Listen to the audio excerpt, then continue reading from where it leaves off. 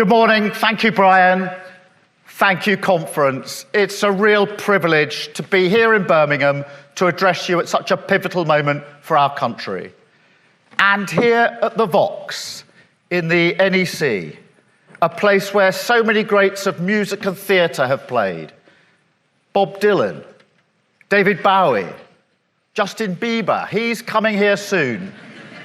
And who could forget, in 2019, the all-time favourite of the CBI, Peppa Pig. Yes, she played here too. But look, I'm here today to talk about Labour's plan for Britain. How together we can build a fairer, greener, more dynamic country. A nation where working people succeed, where aspiration is rewarded. A Britain with its confidence, its hope, and its future back.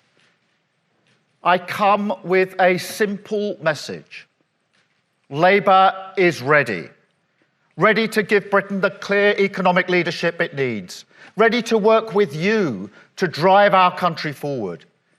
Not just a pro-business party, but a party that is proud of being pro-business, that respects the contribution profit makes to our jobs, growth, and our tax base, that gets that working people want success as well as support, understands that backing private enterprise is the only way Britain pays its way in the world. And mark my words, this is a matter of conviction for me, and I've united my party behind it. Anyone who came to our conference this summer, anyone I've met since being leader, more than 100 CEOs in the last 6 months alone, knows this already. This is a different Labour Party, and there's no going back. We're ready for partnership. And let's be frank, because we need to be. Partnership is not a nice to have, it's now an economic imperative. I don't want to waste too much time today talking about the government, but the economic damage they've done to our country is immense. They've put our public finances in a perilous position, wasted the chance to transform our potential in an era of low interest rates, created an economy with weak foundations. This isn't about global shocks. That's just an excuse. Nobody criticises the government for not anticipating the war in Ukraine or denies the war was the spark for the cost of living crisis. But the war didn't ban onshore wind, the war didn't scrap home insulation, and the war didn't stall British nuclear energy. And when it comes to economic growth, the verdict of the former Chancellor is right. They've created a vicious cycle of stagnation. And that's why every crisis hits Britain harder than our competitors. The only country in the G7 still poorer than it was before the pandemic. Disposable income back to 2013 levels. The worst decade for growth in 2 centuries. That's why we need a new partnership. Economic growth is the oxygen for our ambitions, the lifeblood of a strong society and a dynamic economy. But we have to confront the reality of our position. The lessons of the past 12 years can't be ignored. Just stop for a moment and think what working people have been through. They were told, we're all in it together. Then they paid for a mess made by banks. They cried out for economic change in a referendum, but saw their calls go unanswered. And they united to defeat a deadly virus, only to see the government break the rules that they respected. And now, a winter like no other. The biggest hit to living standards in British history, where millions, the length and breadth of our country, will go without food or heating. Once again, asked to pay the price. Don't get me wrong, I know people in this room are struggling too. Your borrowing rates, through the roof. Energy costs, astronomical. More small businesses going under now than at any time since records begun. And I know that every single one is a personal tragedy, an ambition, a dream. and investment in a better future gone. No mistake, it's tough, and it will be tough for a while. But that's why we need to answer the burning question: what will we do differently?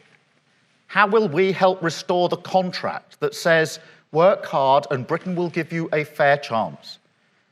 Because let me tell you, that's not how working people feel about our country right now. Not this winter. So this has to be a turning point. Britain needs a new business model. And that will be hard. Changing a business model is hard. You all know that. Nonetheless, it's time for all of us, government, business, trade unions, to get behind the idea, both basic and radical, that our country can grow in a way that serves working people, that higher productivity can come from unlocking their potential, and that we can work together to put their interests first. This has to be the common goal of our partnership, and it must set a new direction on growth, a new way of governing that at times is challenging our instincts and will challenge our instincts. No more trickle-down experiments. That idea has been tested to destruction. But equally, if the South-East races ahead, redistribution can't be the one-word plan for the rest of Britain. You can grow an economy that way, of course you can. But it's not enough. Working people want growth from the grassroots, jobs that are well paid and secure, communities standing on their own feet, public services strong enough to help them succeed. So I promise you now, my Labour government will care, must care, as much about raising productivity everywhere as we've done in the past about redistribution. We're going to throw everything at growing our collective contribution, our productive capacity in every community. And that takes us inevitably to the supply side of the economy. That's why our first priority on tax has always been to scrap business rates. We will level the playing field for our high streets. And with help from Lord Jim O'Neill, we'll make Britain the best place in the world to start a new business. But we also need to look at the supply side differently. It's not just about tax and enterprise. Take the current state of our labour market. So much of this comes back to our public services. Yes, there are other factors. But you can't tell me that the number of older people falling out of work has got nothing to do with the millions stuck on NHS waiting lists, or that the growing number of people suffering with mental health isn't a drag on our productivity. No, the state of our public services is an economic crisis just as much as a social crisis. So we will launch the biggest training programme since the creation of the NHS.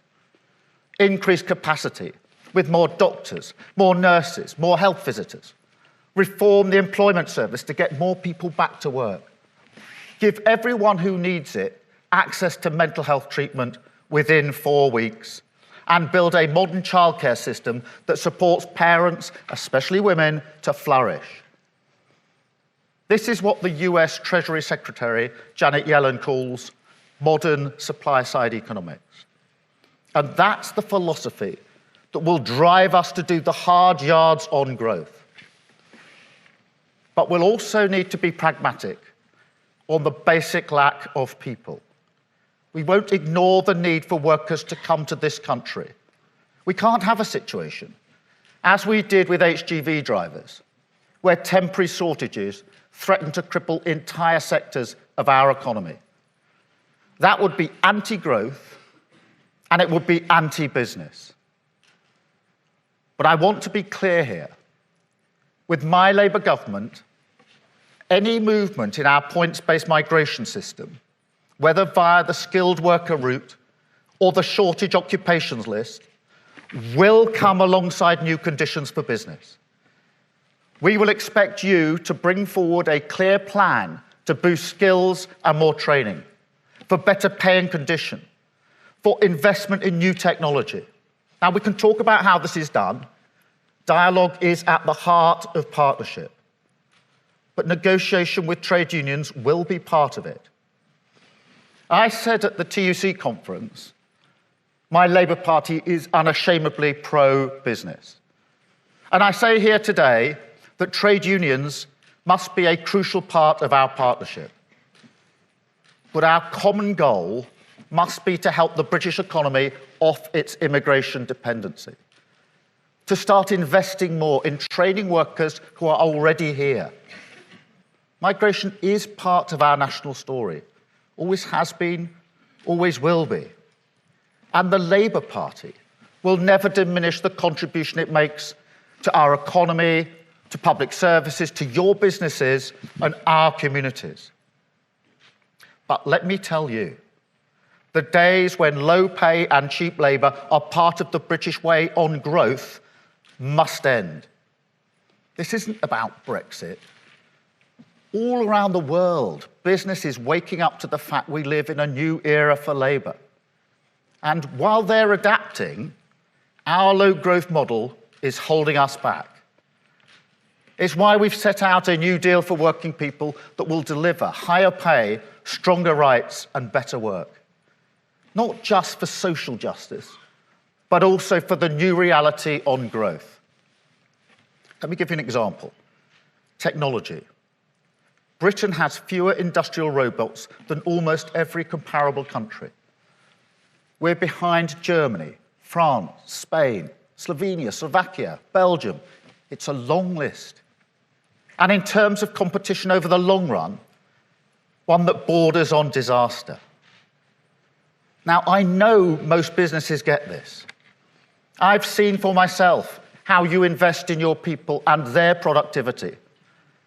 At Vaillant in Derbyshire, I met the apprentices using their skills in conjunction with the new technologies of heat pumps.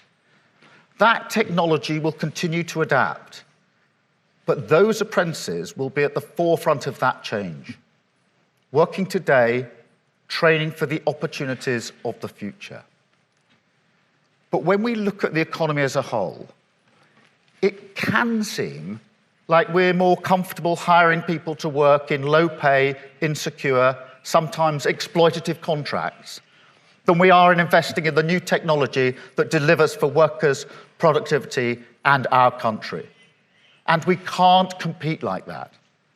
Britain's low-pay model has to go. It doesn't serve working people. It's not compatible with grassroots growth. So let me tell you what is. The three big priorities for my Labour government, the principles our partnership must deliver to drive Britain forward. They are: 1, economic stability; 2, higher skills; 3, green growth. Let me take them one by one, starting with economic stability. Because, as you know, stability is the bedrock. Everything else depends on it. If we've learned nothing else these past 12 years, it's that chaos has a cost. That's why every policy under my Labour Party announced will always be fully costed. We're determined to reduce debt as a share of our economy.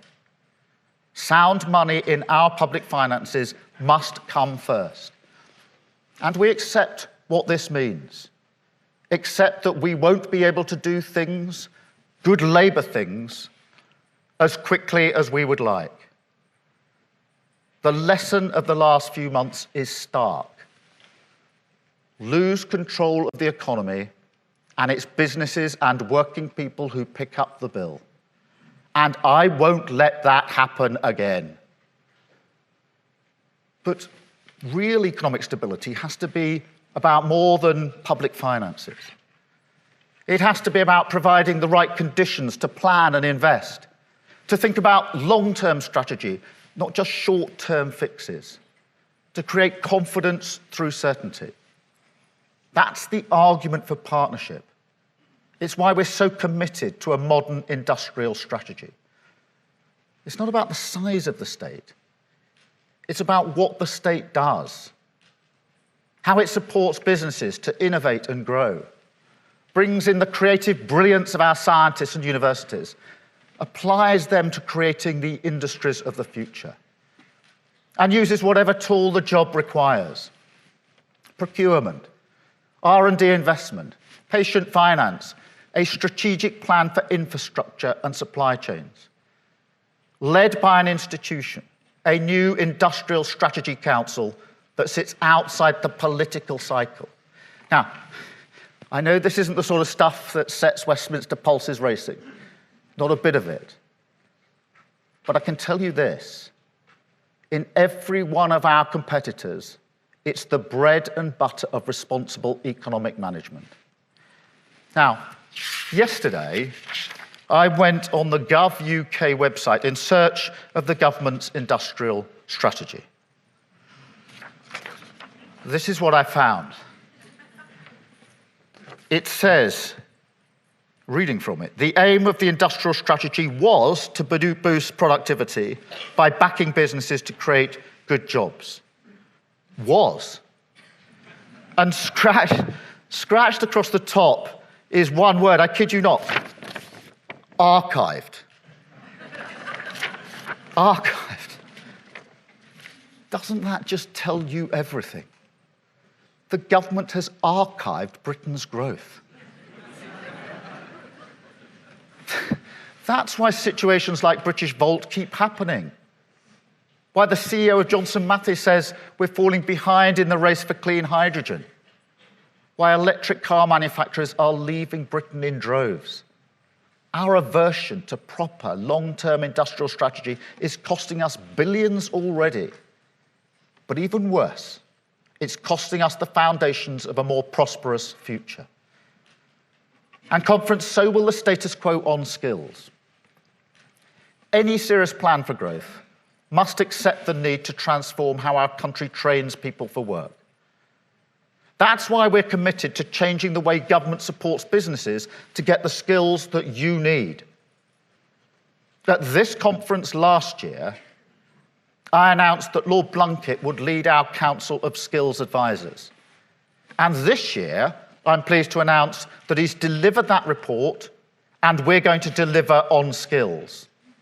The apprenticeship levy is not flexible enough. Now, don't get me wrong. Apprenticeships are a gold standard qualification. Their record in tackling the cultural snobbery associated with vocational learning is second to none. But alongside them, we also need to fund the training that works for you. The need for technology short courses that train coders in weeks, that help younger workers get promoted. The training that supports older workers to flourish, or retrain as something new. And let me tell you from personal experience, there's nothing wrong with changing your career in your mid-50s. But the bottom line is this.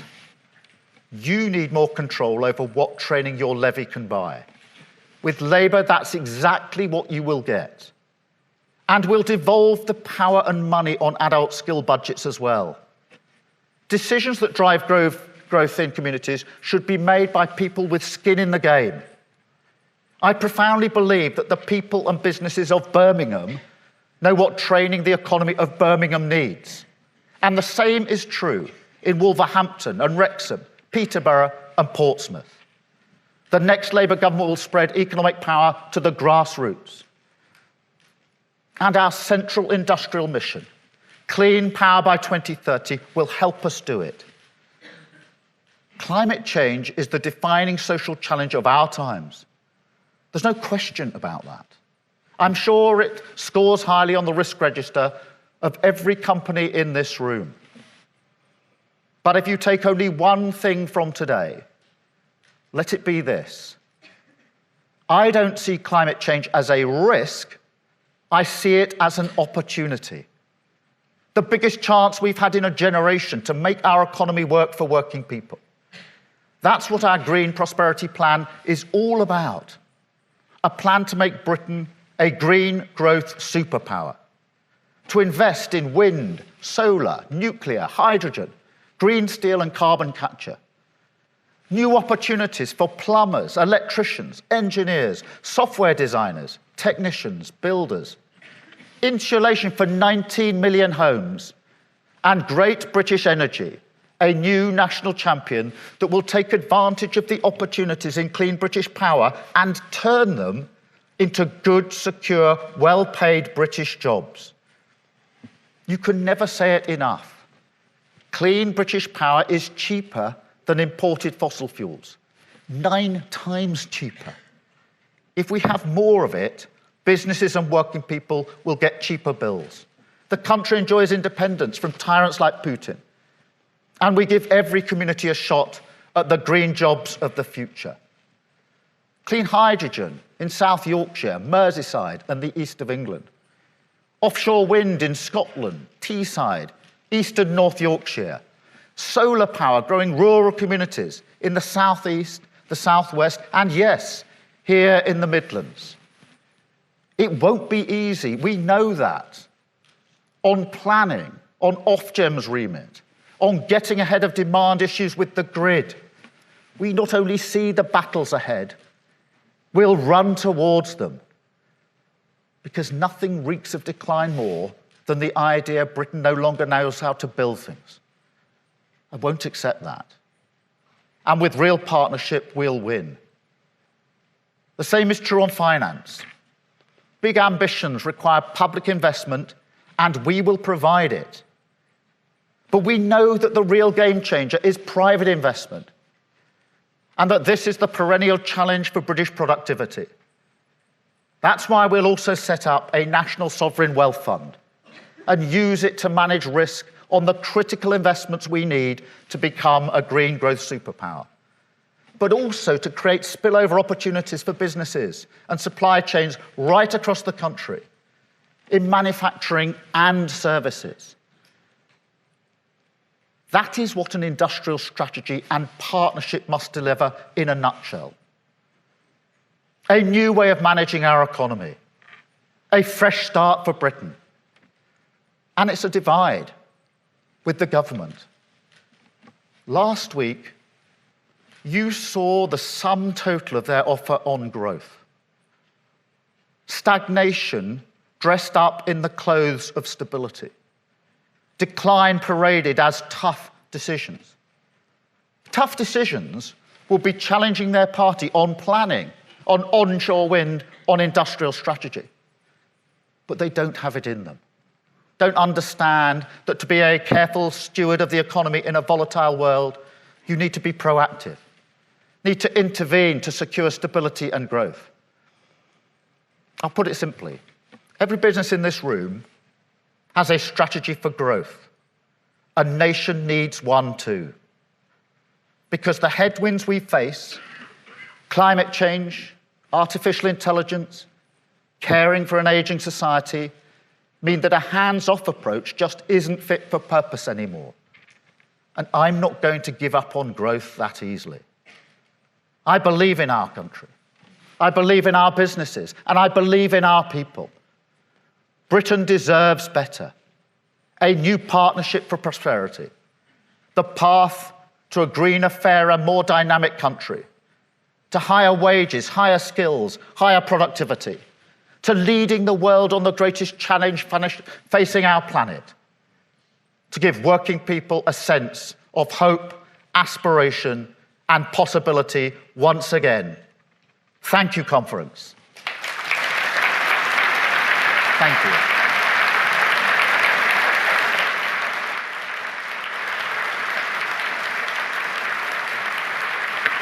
I did media first.